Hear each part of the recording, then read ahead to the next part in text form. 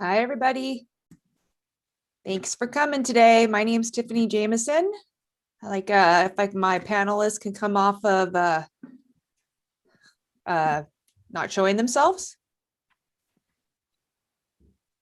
I wanted to introduce you to everybody who's going to be participating. So let me get myself a little organized here. Hopefully everybody found the new link. Apparently, when you switch to a webinar from a Zoom call, it just does not go that easy. So we're glad you were able to find the new link and get on. So I'm going to go ahead and start. First of all, at Grit and Flow, we like to keep it simple. We believe that a new work landscape of inclusion begins by simply asking, how do you work best?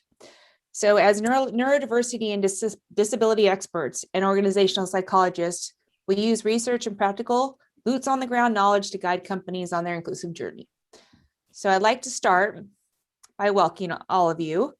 I'm so glad there's so many curious individuals that want to be here on today's webinar to learn more about employing disabled people and what we're afraid of. But before we dive in, there are a few housekeeping items. First, a note about language. We recognize, oops, sorry about that. I'm going a little crazy on my slides here. Okay. We recognize that language is a sensitive topic that evolves every day. We choose to use language that self-advocates use to convey pride. When disability is separated from their identity, others do not see them as a whole person. Understanding that some will appreciate it and others may not. So we follow the voices of the communities for direction on language use. We fully understand that individuals have different preferences on how they identify. And our goal is to always be as inclusive as possible. So in daily practice, we ask each individual about their preferences, person first or identity first language. So in today's presentation, you'll find the use with both person first and identity first language kind of intertwined without it. Second, it's important that you feel this is a safe place to learn and ask questions. That's why we're here. So we understand that sensitivity of the topic we're about to discuss, and it may challenge how comfortable you are asking questions. So today is about removing all those barriers, getting them out of here so we can get to some of the answers, so we can make some change that we want to see. So you have the option of changing your name. You could be Miley Cyrus today. You could be just RJ, whatever. Change your name. Ask the questions. Do not hesitate, because this is the only way that we're going to change is by asking questions and education. So that's how the housekeeping items. So now that we have that all straight, let's talk about what you will experience today. Well, first, let me introduce myself. My name is Tiffany Jameson, almost PhD. I am an HR professional and a mom of 2 neurodivergent young adults.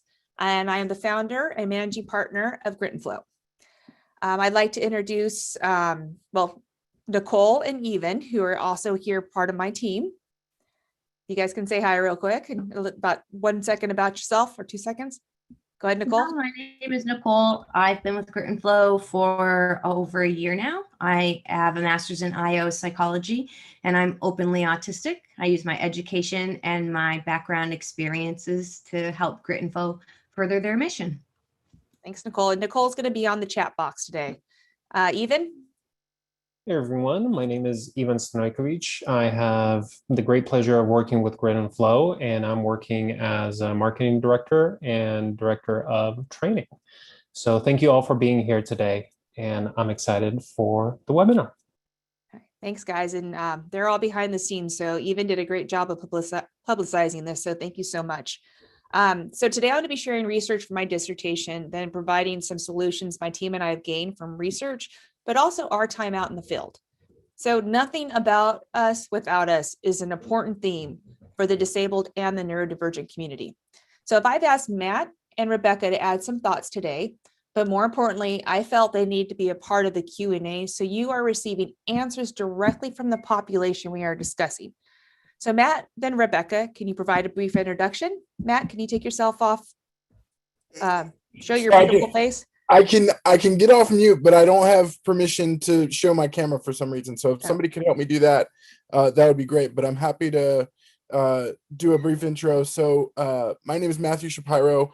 I am a person with a disability. I'm a wheelchair user, and also am now partnering with Grit and Flow, and I'm very excited to do that, as I'm also a disability consultant with my own organization called Six Wheels Consulting, and we help businesses, any kind of entity, think about how to be more inclusive to people with all different types of disabilities. So this marriage between Grit and Flow and Six Wheels is perfect, and ready to dive into today's webinar. All right, thanks, Matt. Hopefully you can share now. Rebecca? Let's try that. Nope. I am still unable to share my video. Unfortunately, I just tried again. Tiffany, I think maybe you have to take the guest off and make them all just Oh, co-hosts. there we go. I'm here. All Okay. right. So I'm Rebecca. I'm with Zavicon. And Zavicon focuses on placing individuals with disabilities and those who are neurodivergent in career-oriented and supported jobs. So we focus on helping people grow their career. We support through our career coaches. We also provide job readiness training, interview training, and we're just all about making sure that we're solving the unemployment, underemployment outcomes for individuals with disabilities and those who are neurodivergent. We do any invisible or visible disability, any type of job, anywhere in the US. And thank you so much, Tiffany, for having me here. Grit and Flow is an amazing partner to us. And without them, we wouldn't have been able to launch. So I'm really thrilled to be part of this. Well, we're lucky to have such great partners. And Matt, we're glad we can see you now. Yes, I'm glad I can be seen. Thank you very much. It's good to be seen, and that's a whole other story, right? All right, so we have a lot I'd like to cover today. So I thought it'd be helpful first, of course, I tell you a little bit about Grit and Flow and tell you what we do. So I think it's important to know why we exist. So we believe that everything an organization does needs to have a purpose. So as a purpose-driven organization, we take our why and we make it the heart of every decision we make. So this includes how we consult, train, and guide our customers. So everything we do, we believe in harnessing the power of the individual and the beauty of embracing their unique way of being. We love people. We love their different perspectives, life experiences, personalities. We think this uniqueness is beautiful, and we support the unleashing of these attributes to build a happy, independent, and thriving life in and outside of employment. But how do we do this? Well, let me tell you. So the how is the way we operate on a daily basis. We have authentic conversations. We conduct industry research, but most importantly, we include the voices of the population we serve in everything we do. We are active members of our community, sharing and gaining knowledge from those that surround us and have the lived experiences we need to be better at our why. Without this, we would not be able to put our research into practice. What good is research without application? So our team is made up of dedicated, disciplined people that believe fully in our why. We're thought leaders, authentic voices, and individuals with the highest integrity. We are dynamic and we move as needed in the direction achieving our goal. We don't get stuck. Our team comes together to achieve our why, what leads us to what we do. So what do we do? First, we partner with our customers. We are guides on creating inclusive practices to embrace, support, and retrain individuals. Each organization, this will be unique. There is no predefined path. There is no playbook. An organization is its people. And we know humankind does not come with an instruction manual. We are all unique. As an organization, we are experts in neurodiversity and disabled employees. Most importantly, we focus on what can't not be seen, which is concealable disabilities. But what we do to support these populations, they really benefit the entire organization. So our practices embrace all. So that's a little bit about Grit and Flow. But today, we're going to go over some case studies. We're going to talk about what is disability, laws, accommodations, employability, and then I'm going to provide some solutions that we've learned and talk a little about beliefs. I do want to leave a good portion of time for Q&A. That's my goal. So hopefully I can do that. Like I said, I've been researching this for 3.5 years. So my mind is like, got a lot of stuff going on here. So we'll just hope that I can stay on track. So my team is welcome to tell me that I'm not on track. They're over here on my screen. So they'll be like, Tiffany, stay on track. Okay, you guys ready? All right, let's do this. Let's talk about why we're not hiring people. So let's first talk about a case study. Now, I was reading this case study and it said, okay, we're going to go ahead and apply for this job. And this job, we're going to go to some agencies. So it's a county job. I think this one was a county job. And we're going to say, what exactly is needed to be the best candidate for this position? So they had people help them write these, resumes and cover letters that were just like magnifique for the job, right? Right on. But they did some tweaks. They made 3 versions. In one, someone disclosed they have a spinal cord injury. In the second, someone disclosed they have Asperger's. And in the third, someone didn't disclose anything. So you're thinking, I have 3 people with the exact same resumes, the exact same skills and abilities. And guess what happens?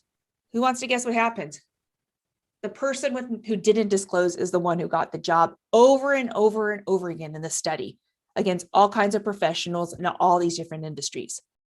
So why does disclosing not getting people a job? I mean, this is very disheartening. So that's one study I wanted to share. Another one is, well, this is about managers. And what they wanted to do is find out, what are managers' experiences with people with mental health illness or mental health, whatever you want to call it, problems. There's different names, technical names. Once again, these aren't all my words. They're from the studies. They said, okay, so these people or these managers are going to find out if they actually have had a bad experience with people with mental health. And pretty much they found out that all this big target population they were studying didn't have any bad experiences. But when it came to the time to hire someone who disclosed a mental health illness, regardless of not having bad experiences, they chose not to and went for the person who didn't disclose. So what's this telling us? We're not hiring qualified candidates, even though, because they disclose. That's what this is telling us. It's telling us that we don't want these things we can't see. So in the first, description, the spinal cord injury could be visible or non-visible. Asperger's syndrome, which is a form of autism, is not visible when you look at it. Mental health is not visible. So these are some things I want you to keep in mind as we move forward. So what is disability? Okay. It is complex, is what it is. So it's evolved to include discussions about equality in the workplace. It's a complex construct. It's molded by political and social justice approaches to defining, supporting, and empowering this group. So the general population greatly misunderstands the broad subject of disability. It's complex. It spans physical and intellectual differences. So for discussions on disability, 2 definitions are prevalent. First, the International Classification of Functioning on Disability and Health of the World Health Organization, WHO, defines disability by recognizing that disability results from the interaction of the person and the environment. So you'll see, I call it being in the state of disability. But the EEOC, or Equal Employment Opportunity Commission, defines it as having a disability that they have a physical or mental impairment that substantially limits one or more major life activities, has a record of such an impairment, or is regarded as having such an impairment. So these 2 definitions are significantly different, but the impact on how society views disabilities is the same. Disability stands for a substantial subset of conditions with variable times of onset in a person's life, and it's not always permanent. People with disabilities or disabled people have health disparities across several health-related measures, such as behavior, physical, mental, and oral health. Some individuals are born with a disability, such as a missing limb or cerebral palsy. Other times, disabilities may be temporary in the case of a broken foot. Disabilities can also be episodic, such as mental health issues, or you can not have a disability today, but tomorrow fall off a step and have a disability tomorrow by breaking your foot. So it can happen at any time to anyone. You can become disabled. So disability onset, like we said, could be at birth or any time in an individual's life, but exploring the prevalence worldwide, almost 15% of humanity, 15%, lives with a disability at some time, with 96% of disabilities being non-visible. That's a huge amount of people that are in this population we're talking about today.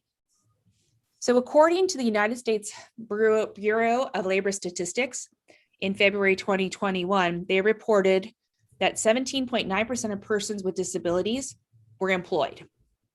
17.9% of people with disabilities are employed in the United States. So for persons without a disability, employment is at 61.8%. 17.9, 61.8. So we know with the COVID pandemic, things are got a little wishy-washy on those statistics, but overall, they still suck very badly for people who are disabled or people with disabilities. Let me give you some more examples of unemployment. So the underemployment and unemployment rate for autistics as a group is estimated to be about 83%. It's really high compared to other we call neurodivergent groups, such as ADHD, which is about 30% unemployment, dyslexia, which is about 50%, and dysgraphia, which is higher than 65% unemployment for that group of people. So these are big issues.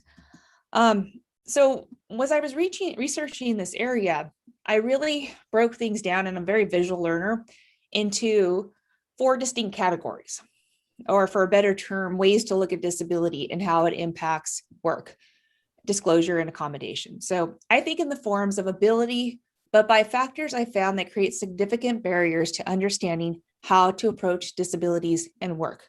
I see it like this. 1, there are those you can see. There is no question, no gray area. We refer to these as visible disabilities. 2nd, those are those you can't see. It's difficult to address because you can't see exactly where the disability impacts the individual during the interview or work tasks. You can't assume. That leaves you open to potential discrimination, and you can't ask. I mean, that's HRO 101. Excuse me, are you disabled? We know we can't say that. But sometimes also you just may think, this person seems a little off and not really sure what to do about it. So that's what I call the concealable or non-visible disabilities. The 3rd way I group disabilities is into episodic conditions. So a disability may come and go. It's not static. You can't plan for them. And then as an employer, you don't know if your employee is in a state of disability or not. So it's hard as an employer to figure out how to manage those. Lastly, the category I like to discuss is called environment-induced disabilities. So this is any combination of people, place, process that can place an individual into a state of disability. So let's dive deeper into these 4 groupings. But before we move over to Matt to talk about visible disabilities, I want to share a piece of research. The type of disability impacts perceptions of employers and human resource personnel. Research of hiring intentions has found a preference for hiring physically disabled candidates over invisible candidates. We are more comfortable with disabilities we can see. Matt, you're up. Sure. So thanks, Tiffany. And so, as you said, I get the wonderful privilege of talking about visible disabilities. A visible disability, as I describe it, is one that is immediately apparent when you see the individual. So as I stated in my introduction, I am a wheelchair user. I've been a wheelchair user my entire life. And so instantly when I roll into a room, because of my power chair, you know that I have a disability. What you also may not know is that I may also have some learning challenges and some other accommodations that I need in addition to the physical kind of barriers and thinking about how can I navigate a space as a wheelchair user, how can I make my workplace or my workstation accessible, things like that. Some big examples. Matt, you're cutting off on me a little bit. Is he also cutting off on you guys? All right, Matt, we're going to let you reset your connection and come back and talk. So Nicole, if you can just jump on when you know Matt's back in, and we're going to move on. Matt's going to come back and talk about visible disabilities so we can hear more about his perspective. In the meantime, I'd like to talk about concealable. So volunteering a diagnosis is a challenging decision for many individuals, especially those with concealable disabilities. So in 2017, Talent Innovations research reported that 3.2% of the workforce in the United States self-identify as having a disability to their employers. Yet 30% of employees have a disability. 30% have disabilities, 3.2% are actively telling their employers they do. Why are so many people not comfortable talking about that? And that's one thing we're really going to talk about today. When you don't ask for it, you're not getting help. So, as of these 30% disabilities people have, only 13% are usually visible. 26% are sometimes visible, and 62% are not visible. So it's vital that we provide ways that people can ask for the support they need to be good employees. So the ADAAA, Americans with Disability Act, and the Americans with Disability Act Amendment Act, I don't know why they made such a long name, they kind of create this catch-22 when disabilities are not obvious. So there's a big connection between the disability groups I've communicated and how this impacts the need to disclose actively, which we'll touch on in a little bit.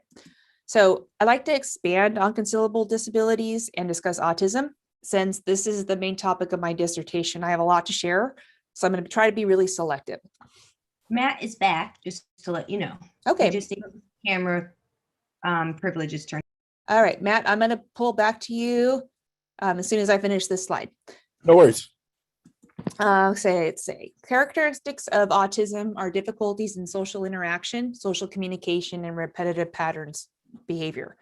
The outward symptoms of autism are not always apparent and fluctuating in degrees of intensity. So the label spectrum is very appropriate. The formal diagnosis is autism spectrum disorder, but we referred it more as autism or being autistic in our group because we don't see it as a disorder, but also a lot of people don't have a formal diagnosis, but that's a whole other thing we'll get into.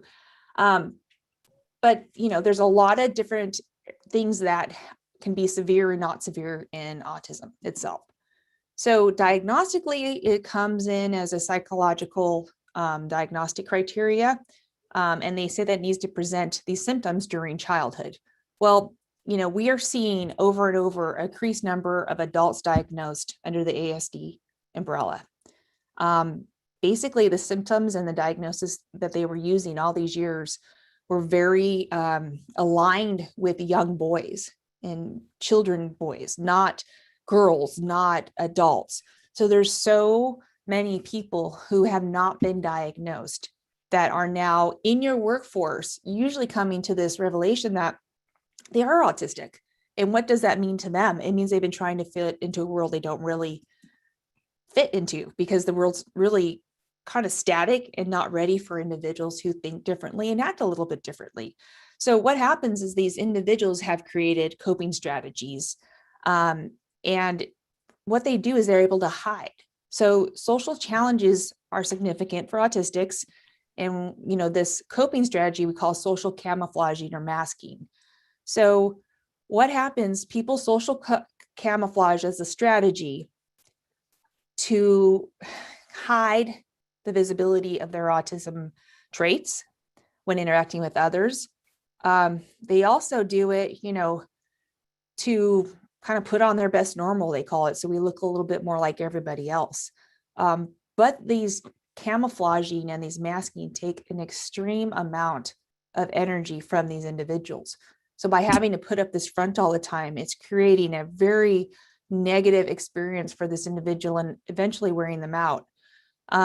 So research has been very heavy into social camouflaging in the last few years, especially for the female population. So we're finding that basically this one study, they examined 263 people who were saying the reasons that they use social camouflaging is fitting in and passing in a neurotypical world. Neurotypical, it usually means people who are not neurodivergent. So kind of the average and socially accepted way of thinking mind. Avoiding retaliation and bullying from others is another reason they social camouflage. There were concerns about impressions made when they weren't camouflaging. It became a habit. They just did it, so they fit in. And an internalized stigma that if I act like myself, I'm not going to be accepted. I'm not going to get that job. I'm not going to have friends.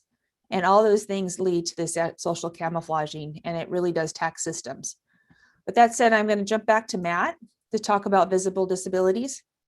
Yeah, sorry about that, everybody. Technology's a blessing and a curse all at once. But as I was saying, visible disabilities are disabilities that are immediately apparent. Some examples would be cerebral palsy, which is my disability, muscular dystrophy, Down syndrome, and somebody who is blind or visually impaired. Somebody who's blind or visually impaired, they may have a service animal, they may have a cane, other device that helps them sort of navigate the world. When we think about accommodations in the workplace for people with visible disabilities, they may use text to speech like Dragon Naturally Speaking, or I know Max and Mac systems have really integrated text to speech and speech to text into a lot of what they do. I always advocate as a wheelchair user for adjustable furniture so that it can be easily maneuverable and allow for an individual to set up the type of workspace that they are most comfortable with. They may ask for flex work schedules or other kinds of accommodations in the days of work that they go into the office, and in conjunction to that also have some flexibility to work from home so that they don't have to worry about transportation or other challenges that come with being a person with a visible disability. So Tiffany, I'll turn it back over to you for All your right, next part. Thanks, Matt. And I don't know why your camera's not going on, but That's okay. I surrendered to Zoom. That's okay. Now I'd like to talk about episodic. If you watch my LinkedIn training, I can't even tell you how many times we had to practice me saying that because I got some speech issues. But these are things like chronic pain, autism, burnout, epilepsy, irritable bowel syndrome, migraines, mental health, bipolar disorder. These are things that come on. I have a couple chronic conditions, and some days I'm good to go and some days I'm not so good to go. And these are still disabilities, and they're still disabilities by the law, but also for the individual. Just because I don't feel it all the time doesn't mean those days when I'm having those days that I don't need to be accommodated some way at work, because I'm not going to be my best on these days. And so why do you want me there? Or why do you not want to give me support so I can be my best? And that's the part I think is very confusing. So, remember, it's an important term when the way the law is written right now is something becomes a disability when you can't care for yourself, when you can't perform manual tasks, seeing, hearing, eating, sleeping, walking, standing, lifting, bending, speaking, breathing, learning, reading, concentrating, thinking, communicating, and working are all considered a disability when you cannot perform one of these functions. So you need to support your employees. And if you're somebody who experiences some of these conditions, you need to advocate for yourself to get some support, because people don't understand that even though you don't have a broken leg or some big dramatic disability, that requires your whole life to be turned upside down, you might have something that may only cause a discomfort or some pain a couple days a month, but that does not mean you're any less have the right to be supported in the workplace. Yes. So the next thing is environmental. And this is really what I feel is the most important thing. So Matt talked on, the lack of accessible technology creates a disability. If you're giving me an employee manual and I have dyslexia, I can't read it, but you don't give me any tools that I can go ahead and read it, or it can read for me by giving it to me in a Word format where readers will read it. What good is that manual to me? You're excluding me from being able to know when my break time is, what the rules are, everything else. And if I'm not comfortable and safe with you, I'm not going to say, I can't read this. You need to give it to me another way, because we're so worried about people going, it's just dumb. I'm not dumb. I have dyslexia. My brain works differently. Doesn't mean I'm not going to comprehend the materials. But unfortunately, this environment, when you don't have those tools, puts that person in a state of being a disability. They're not able to do those tasks. Same with the sensory environment. I know there's a lot of talk about sensory, the lights, everything else, but I don't think people truly understand that the environment you're in, the temperature or the lights, how badly they can make somebody sick. I mean, I've had people who, if they're in a loud environment, they literally almost have panic attacks and they can't function. They can't do their job. They can't concentrate because of some noise in the environment, and not being able to have earphones that allow them to push out all that sound at their desk is putting them in a state of disability. Or having lights flashing over the head is giving them some migraine headaches. That is not okay. You're putting that person in a state of disability by not having an environment that conforms to the way that they're going to work best. Because when it comes down to it, you just need to say, how do you work best? And this even goes more than just that stuff around you. Your leadership styles, your team working styles, your interview format, performance reviews. Are your job descriptions talking about the essential functions? Are you putting me in a state of disability by giving me a job description that has nothing to do with the job? Therefore, I can't do that job because of some kind of thing going on with me. But if you break down that job and say, this is what you need to do, these are the essential functions. And I can say, I can do these essential functions, but I just need a little help. I need to sit down every 5 minutes, or I need to work remotely 2 mornings a week because I get overloaded, or I need to be able to work these hours because my diabetes eating schedule takes some time to be adjusted. It might take me about a month or 2 to be able to get in the office 5 days a week until I adjust my diabetes schedule with my eating, things like that. All these come into play. They're all the environment you work in. And these are all putting people in the states of disability. So we talk a lot at Grit and Flow about how do you work best? How can we create these environments based on your leadership and your teamwork and everything else where everybody feels included? But that's a whole other topic I'm getting off on. So now let's talk about, do hiring managers even want you to disclose?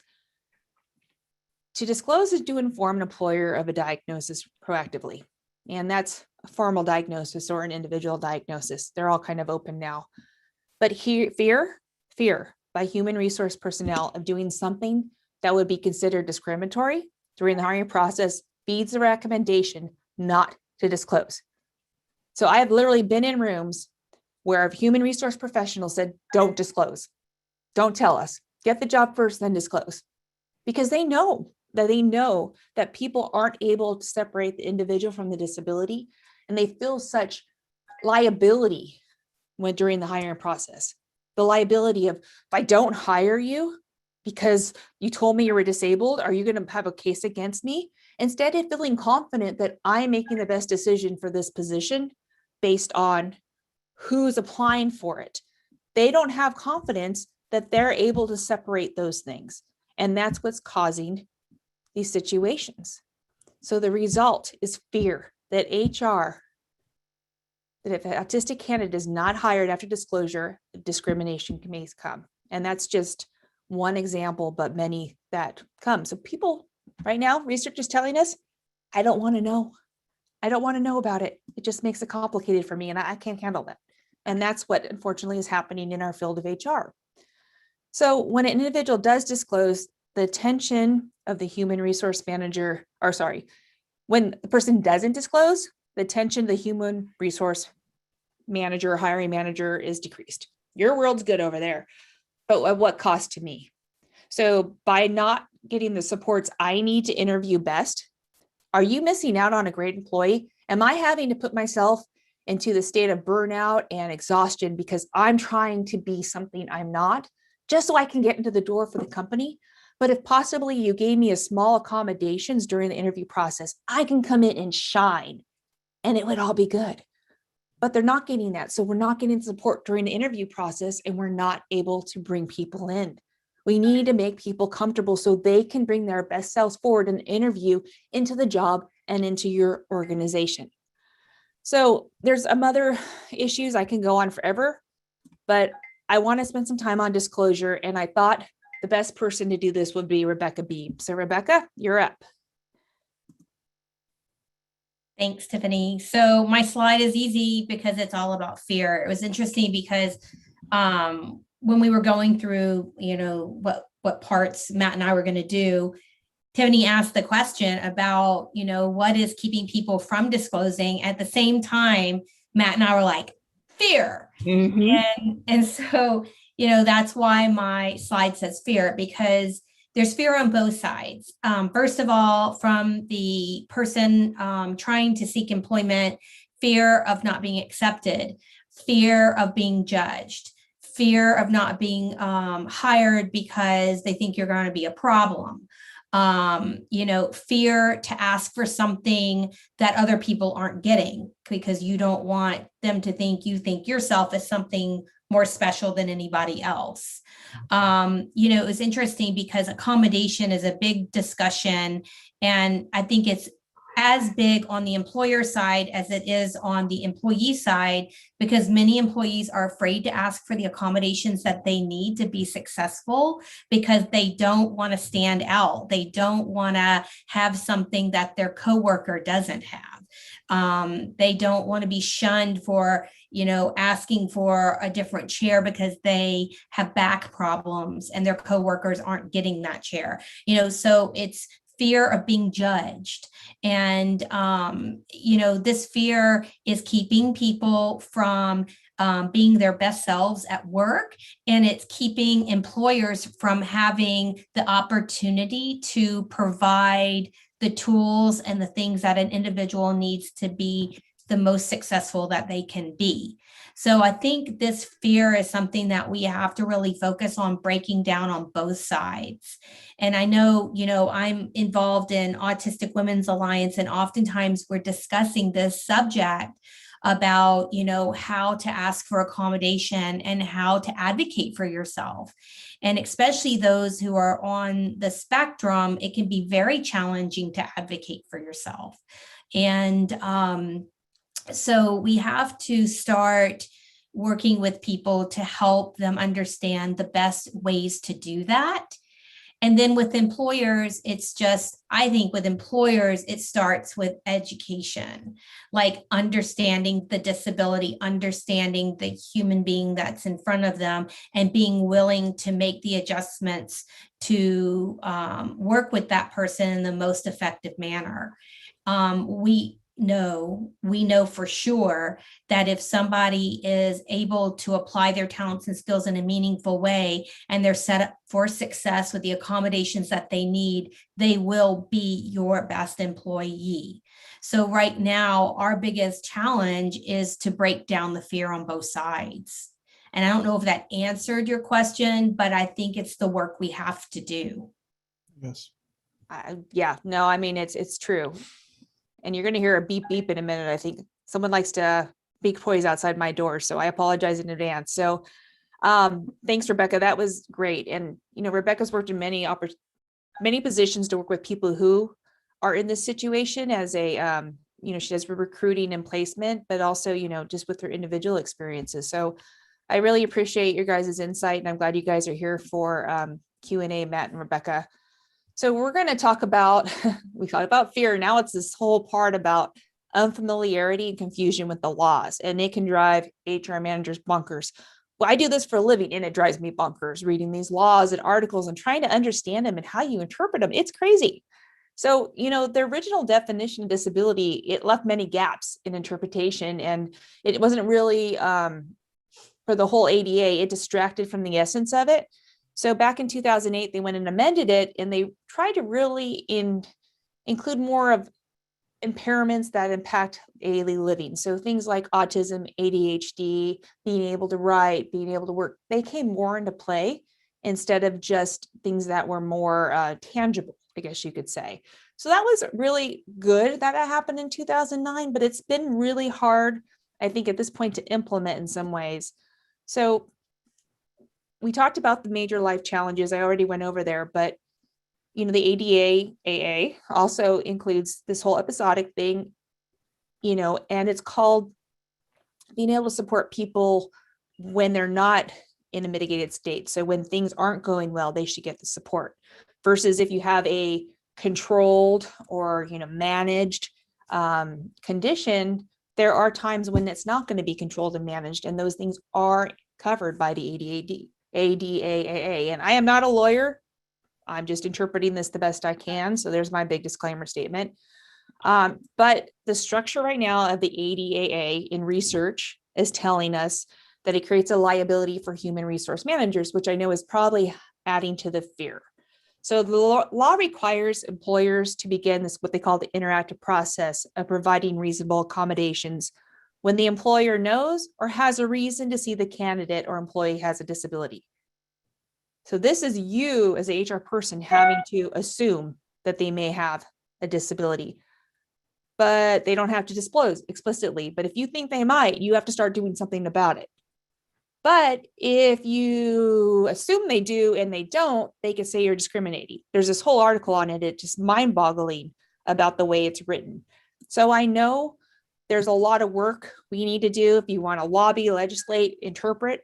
And that's why you'll see the approach we talk about, because there's so many of these issues, such as the way that laws are written, that it creates a lot of hardship for us. So we have some solutions to that we'd like to propose later. So the legislation addresses the challenges, but if your company is under 15 people, those laws don't apply to you. You're not required to make reasonable accommodations. So it's also the size of your organization. Should you follow that essence, even if you are a smaller organization? Well, yeah, heck yeah, but you're not required. So the U.S. Equal Employment Opportunity Commission, or EEOC, they're responsible for enforcing their federal laws. So the ADAAA and the ADAAA. And this is any job applicant because of race, color, religion, sex, pregnancy, transgender, sexual orientation, disability, ageism, anything like that. So that's who you call the EEOC. So if you're somebody who feels that you're not being treated right, you call EEOC. And if you're in HR, you usually are fearful of getting a call from the EEOC saying you didn't do something right.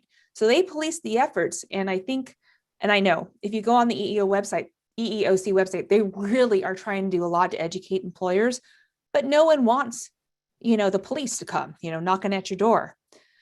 So there's also the size, but it's also the relationship with the federal government. So if you are a federal contractor or a subcontractor, you are required to follow the Rehabilitation Act of 1973, which we just refer to as the Rehab Act, and it prohibits discrimination based on disability status.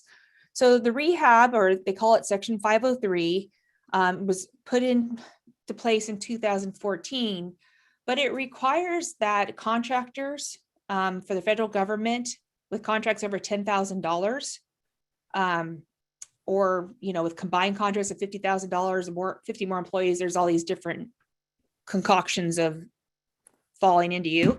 But it requires that you have 7% of people with disabilities representation in your workforce. 7%. So that means that there's a whole organization now, which we call the Office of the Federal Contract Compliance Programs, OFCCP, that are responsible for enforcing this. So we have the EEOC enforcing it, but now if you're a federal contractor, we have the OFCCP. And they're going to neck check and make sure that you're making a reasonable attempt to have that 7%.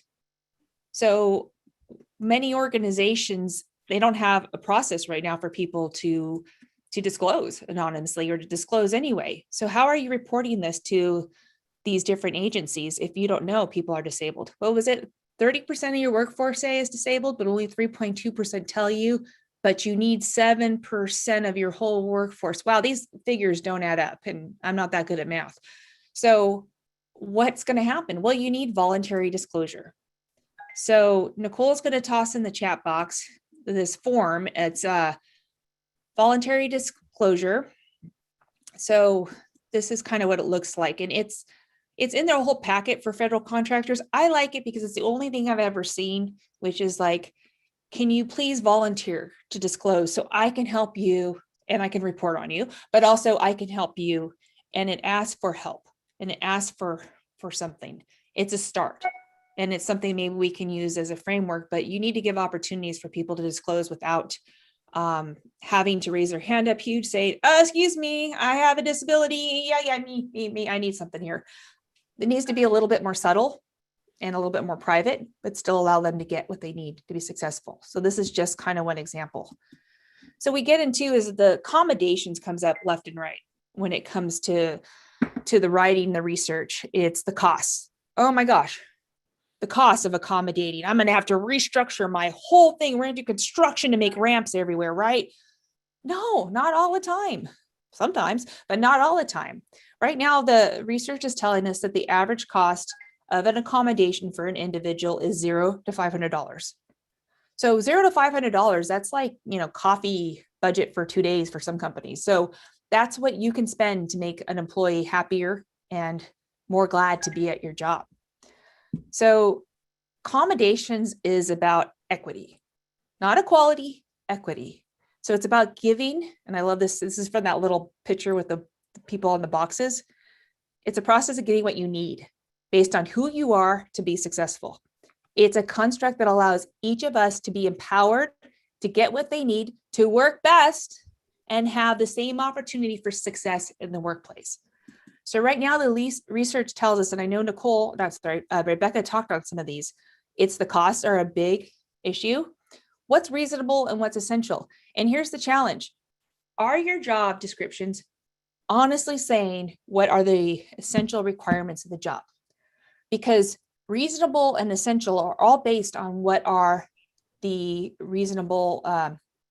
essential job functions are all the things that need to be supported. So if your company can support somebody do their essential job functions and it doesn't put you into this undue hardship, which means, substantial financial impact on processes, change of everything like that, then you should be able to support them. But a lot of times companies don't really understand what are those essential functions and how can they support them. So that's about it there. So then there's the whole procedural justice, which Rebecca talked to about a lot. There's research studies that comes out and says, managers, I don't want to support Nicole because Evan's going to be like, why does she have that? And I don't have that. And that's a whole procedure justice that we all want, what we can. So that's a challenge of the whole thing, is that whole, like, why can't I have what he has? And that's one thing, was a culture issue that your company needs to get through. And another thing too, is what we talked about already a lot, is the episodic of accommodations. Do I need it now or do I don't need it now? It's not going to be all the time, but that's confusing for a lot of people. So those are some of the most substantial issues. So the next big doubt, and I want to get through this, I know I'm talking up a storm here, doubts, employability. So there's such a stigma associated with disability, and there's judgments about the population, and it results in stereotyping. So there are huge intangible benefits of these workforces that we can share with you. It's crazy. Retention is significantly high when you embrace a disabled or neurodivergent employee and give them what they need to be successful. You're going to have a loyal employee. And there's a lot more information we can share with you on that topic. But I do want to talk about solutions. And I'll put that, we'll get those notes in after the panel. I got to make Nicole, the Grand Poopa here. You are now the Grand Poopa. Okay, so Nicole can get the documents out to you guys. So solutions, these are all based on taking the research, crumbling it all together, talking with people, getting out there and trying to figure out how we can address this problem. I mean, that's why we exist as a company. So first, you got to show a little heart as a company. So the United Nations, and I would highly recommend checking out the site for their Committee of Rights for Persons with Disabilities. I'm not going to read all of these, but these are the principles of how you should treat people. And wow, it's not that hard. If we did this for everybody, the world would be a better place. So that's the start of the solution, is treating people as they say in this declaration right here. But then there's more. So first, research tells us there's more success stories is needed. And that has a lot to do with companies reporting on it. It has to do with employees feeling comfortable saying, I do have this disability and this company made me feel great about it, and I was able to be successful. This has to do a lot of going beyond, say, with autism and technology. Right now, since my research is mostly related to autism, there are hardly any success stories of individuals who are autistic working outside of technology. So if there aren't any, how do HR people know that they can hire them in other places? They don't know because no one's telling them. We need to be vocal. We need to show all these great success stories and case studies of so many people being embraced in the workplace and being successful in a variety of roles, a variety of disabilities and neurodivergencies. Another thing is interaction. We need to break down those barriers. The more, and research tells us, the more interaction we have with different populations, people who do not mirror us, the more we desensitize ourselves to be comfortable with it.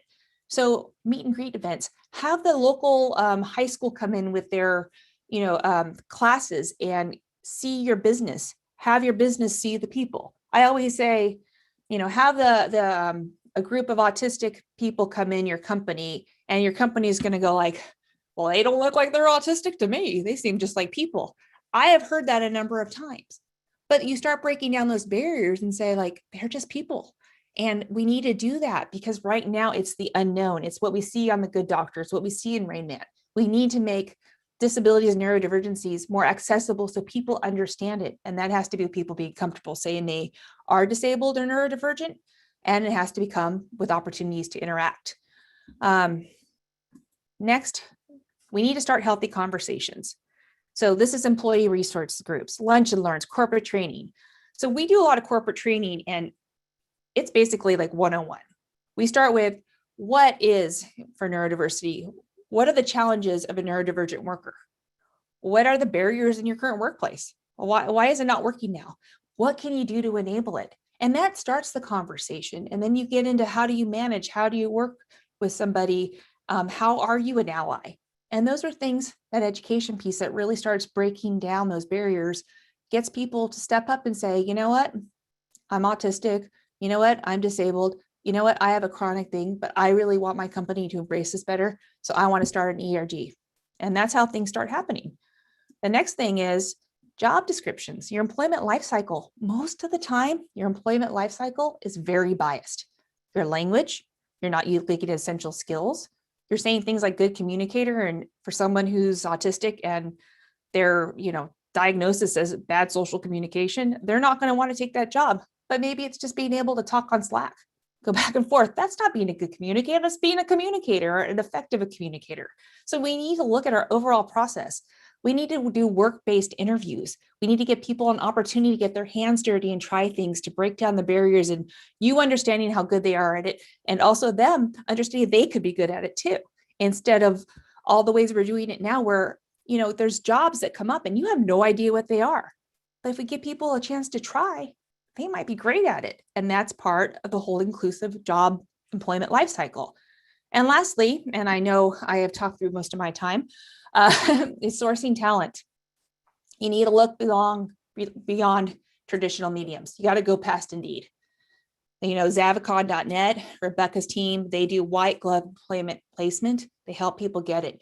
Do you have that one job in your company you haven't been able to fill? Look differently. Call Zavicon. Say, hey, you know what? I have this job to fill. Find me a professional. I would love it if they were openly disabled or openly neurodivergent. We'll embrace it, and they'll get you that person. Go to inclusively.com. Looking for people there. Community colleges, Department of Rehabilitation. There's all these different ways to get access to this great community, but you're probably just not looking. So we're going to have a whole webinar on that coming up because we need to let you know about what's out there. That's going to be next month. So that's it. There's references we'll put in. Like I said, there's so much more I could have covered, but I'm going to go ahead and jump to questions. And I really invite everybody on the panel, all including the Grit and Flow employees, to jump in. And Nicole, if you can go ahead and take the lead. After you're unmuted. Sure. Let's see. Someone asked, I'm an educational assistant at the Autism Society of Minnesota. Would it be possible for me to get a copy of the presentation to share with them? I'll be giving a report of this event to them. Yeah, sure. Go ahead and email me, Tiffany, at gritandflow.com, and then I can give you some of the presentation.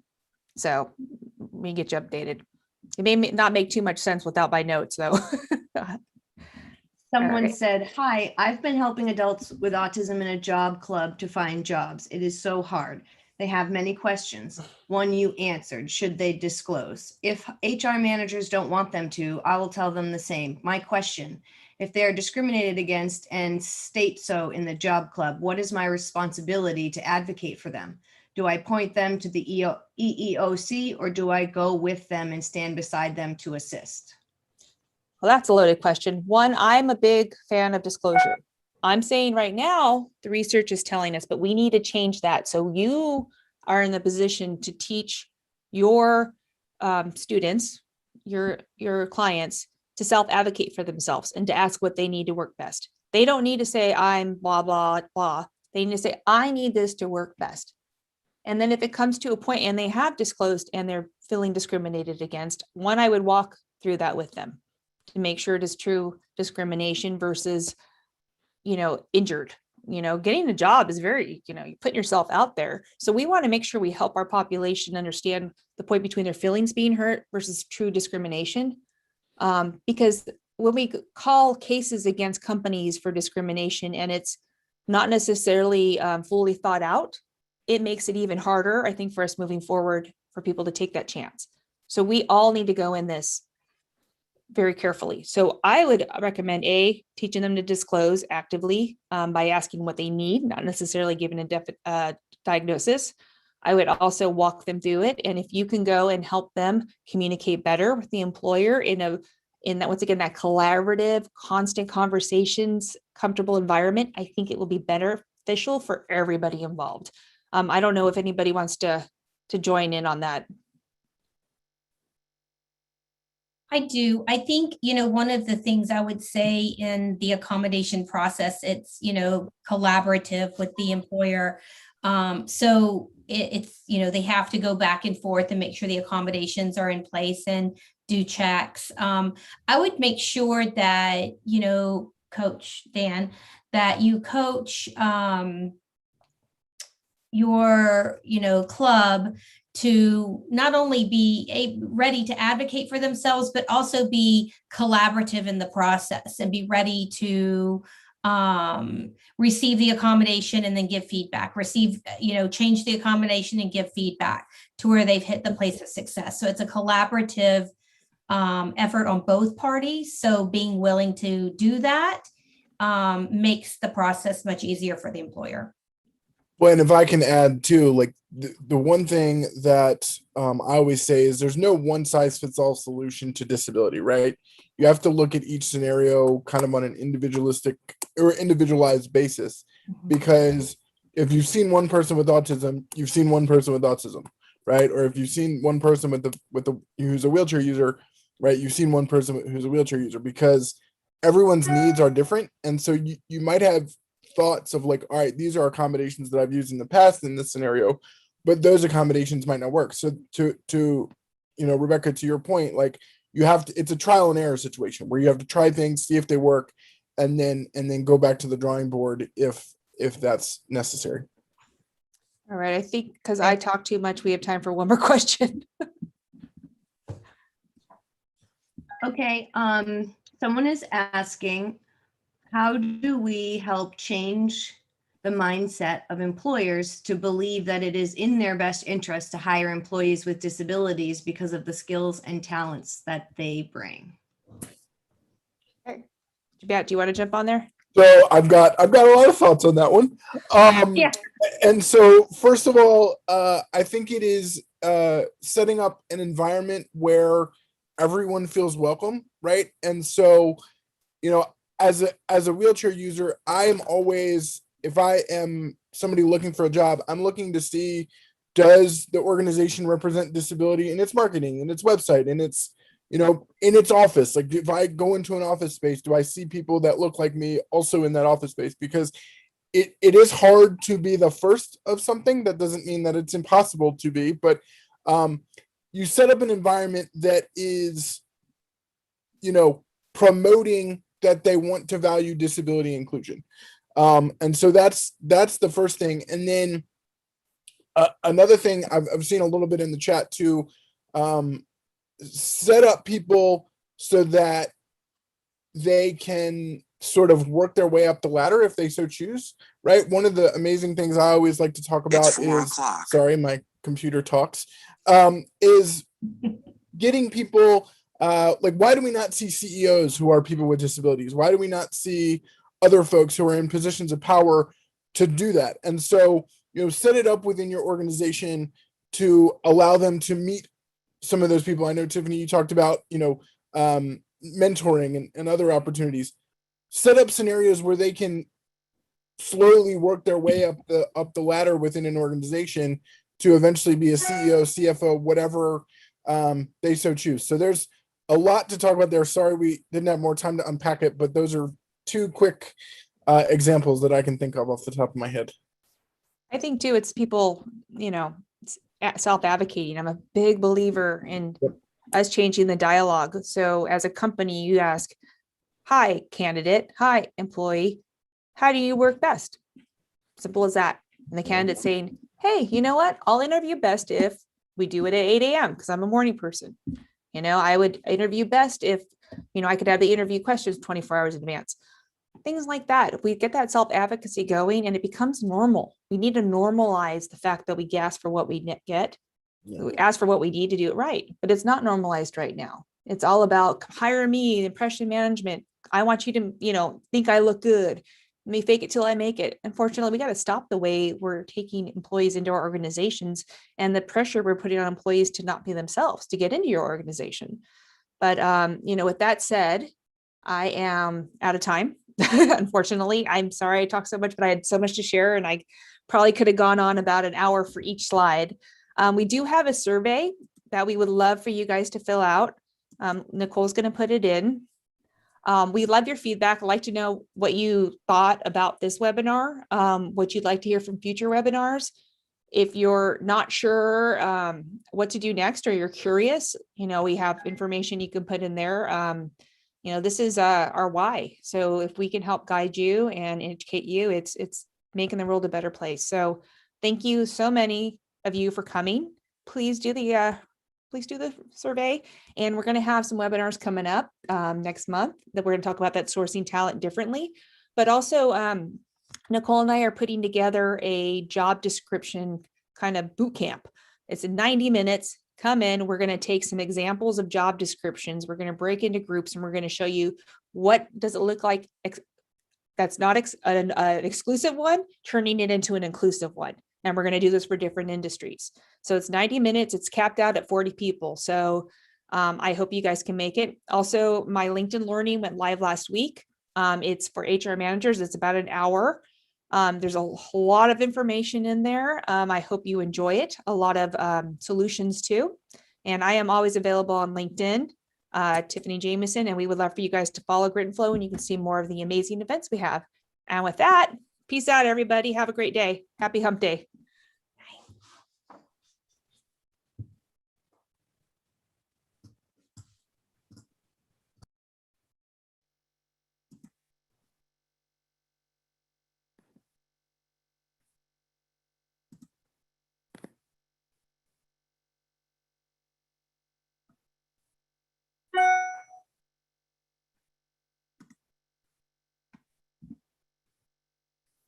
All right. And good job. Hold on, we're still on YouTube. Oh, I'm trying to turn it off.